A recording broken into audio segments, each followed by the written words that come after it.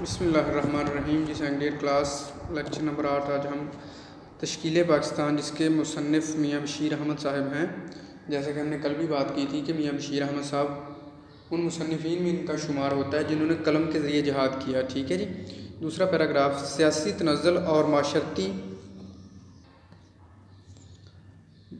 سیاسی تنزل اور معاشرتی تخریب کے اس نازک وقت میں ایک پرخلوص مصلح سید احمد بریلوی پیدا ہوئے، جنہوں نے 1812 سے لے کر 1831 تک 15 سال مسلمانوں کی مذہبی اور معاشرتی خرابیوں کو دور کرنے کی بھرپور کوشش کی، اور اسی سلسلے میں مذہبی آزادی کے حصول کے لیے انہوں نے سکھوں کے خلاف جہاد بھی کیا، اور ان کے ساتھ تقریباً 7000 مجاہدین تھے.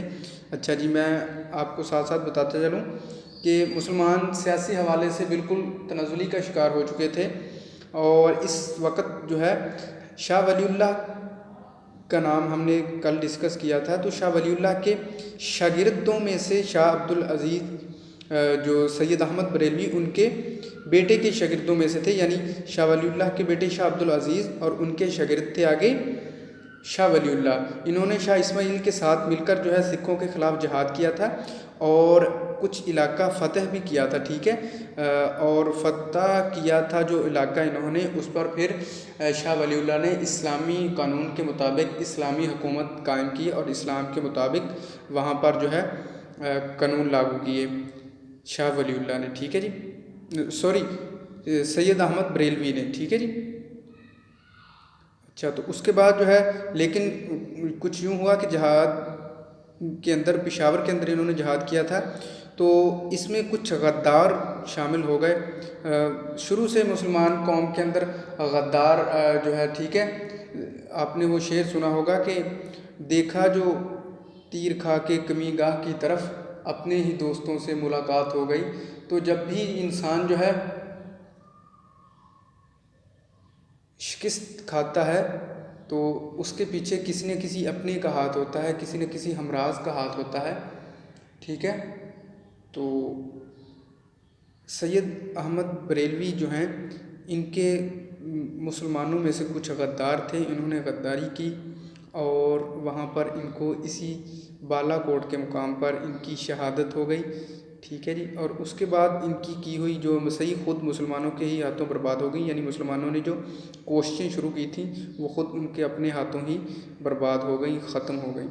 اچھا، اس کے بعد ان کی، لیکن سید احمد بریلوی نے مذہبی جانشینوں نے، ان کے آنے والے شاگردوں نے سید احمد بریلوی کے اپنا اپنے مرشد کا، اپنے استاد کا وہ کام جاری رکھا، اور کافی عرصے تک اپنے علاقے کے اندر وہ اسلام کی تبلیغ کرتے رہے، اور زمانے سے معاشرتی برائیوں کا خاتمہ کرنے کی پرامن کوشش انہوں نے کی. ٹھیک ہے. اسی دوران ایک فرائضی تحریک شروع ہوئی. تو فرائضی تحریک کے بارے میں تھوڑا جان لیں کہ احیاء اسلام کی یہ تحریک بنگال سے شروع ہوئی تھی، اور اس تحریک کے جو روح رواؤں میں جو سب سے بڑی شخصیت ہے وہ حاجی شریعت اللہ صاحب انہوں نے اس تحریک کو پروان چڑھایا. اور تحریک کا مقصد تھا نماز، روزہ، زکوٰۃ کی پابندی سے ادا کیا جائے اور توبہ کی جائے اللہ سے گزشتہ گناہوں کی. اور انہوں نے بدعت کا خاتمہ، یعنی بدعت جو اسلام کے اندر نئے نئے قانون لاگو ہو گئے تھے، ان چیزوں کا خاتمہ اس تحریک کا اولین مقصد تھا.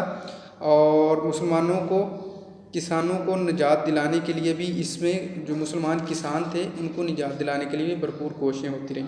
ٹھیک ہے جی. اور اس کے بعد ہوتی ہے 1857 کی جنگ آزادی.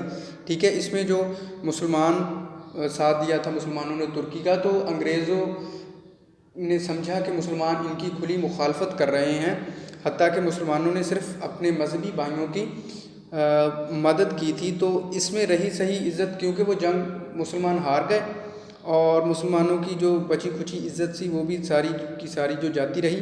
اور اسلام کے ماننے والوں پر، یعنی مسلمانوں پر پھر کفار کا، انگریزوں کا، کیونکہ دونوں قومیں مل گئیں. ہندو مکار قوم تھے، اور ہندوؤں نے بھی مسلمانوں کے خلاف طرح طرح کی سازشیں شروع کر دیں.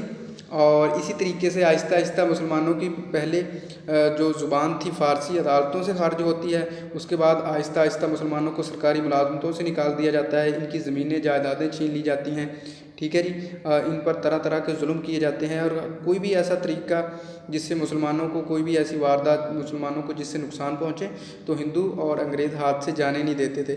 ادھر مسلمان بھی ظلم سہ سہ کر جو ہے نڈھال ہوتے جا رہے تھے، ان کی جو ہے جو قوت تھی، جو ان کی ہندوؤں کے خلاف جو ہے لڑنے کی طاقت تھی، وہ بھی آہستہ آہستہ ختم ہو رہی تھی، کیونکہ ان کے پاس کوئی وسائل نہیں تھے۔